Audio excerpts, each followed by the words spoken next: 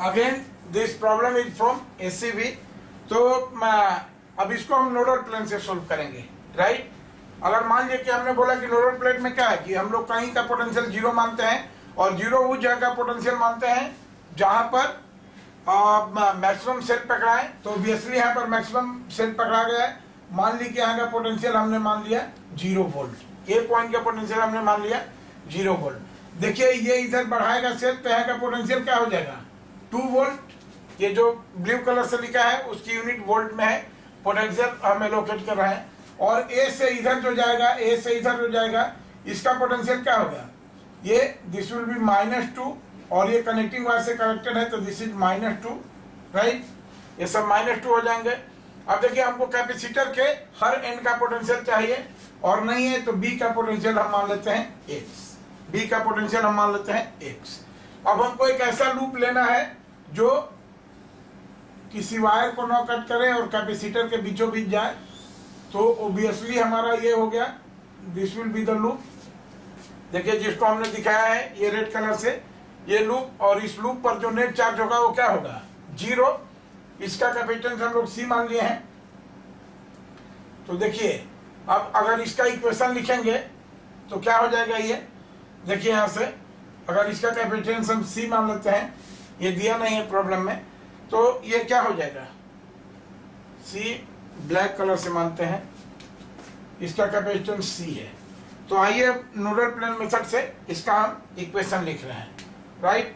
तो charge on this capacitor क्या हो जाएगा, पहले देखिए इसका देखिए ये क्या हो जाएगा, सबसे पहले इस कैपेसिटर पर चार्ज कितना हो जाएगा, x - 0 पोटेंशियल है तो C into x - 0, C into x - 0।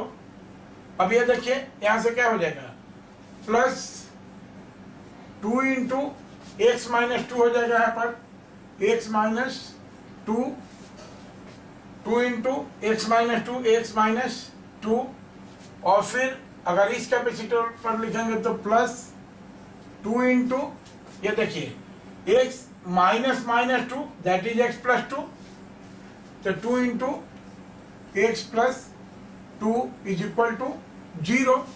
अब इसको सिंप्लीफाई करें तो दिस इज Cx, या ऐसे हम लोग ये करें, देखिए दिस इज C, यहाँ पर अगर x कॉमन ले लेते हैं, अगर x कॉमन ले लेते हैं यहाँ पर तो क्या बचेगा, यहाँ पर बचेगा C, यहाँ पर बचेगा 2 और यहाँ पर बचेगा 2। तो ये हो गया, this will be equal to how much. अब ये देखिए 2x, अब कांस्टेंट टर्म की बात करते हैं तो -0 इंटू C तो 0 ही हो जाएगा। यहाँ पर क्या हो जाएगा, इसी तरफ करते हैं प्लस 2 - 2, ये कितना हो जाएगा -4, और ये 2 + 2 ये क्या हो जाएगा +4, this will be equal to 0 and therefore x will be equal to, देखिए ये कट गया, ये भी कट गया, तो x into something is equal to 0, तो ये क्या हो जाएगा x विल बी 0/C + 4, तो दिस इज इक्वल टू 0। यानी x का पोटेंशियल भी क्या आ गया, potential of x is equal to 0, potential of x is equal to 0। Therefore हमको क्या निकालना है, यही तो निकालना है कि find the potential difference between point A and B।